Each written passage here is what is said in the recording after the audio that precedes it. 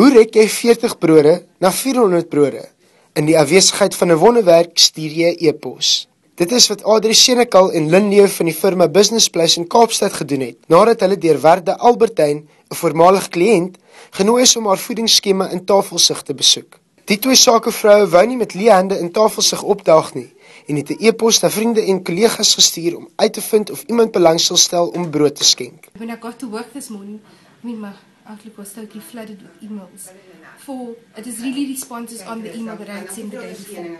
And we also received money. So in that sense, we went to Pick n Pay and we purchased like 150 loaves of bread. And then I just got a message from my aunt that works at RMB as well to say that everybody's really come back to her in a department and they've managed to contact Sasco and they got about 180 more loaves of bread. Die mense staan tans met die mense wegwys. Partykeer want daar's nie genoeg kos vir hulle nie.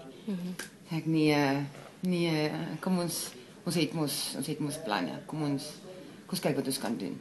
The email went through late yesterday afternoon. And as you can see, the response has been tremendous. So she's actually not aware of what we've done. She knows we're going to be there, but she doesn't know what we're going to bring with us.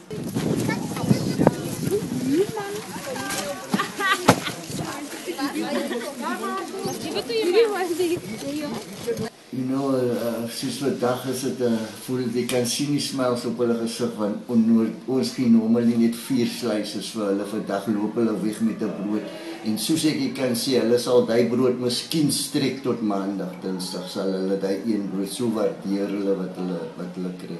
The need is evident. It's definitely evident and it makes a huge difference and we would appreciate the support every second week.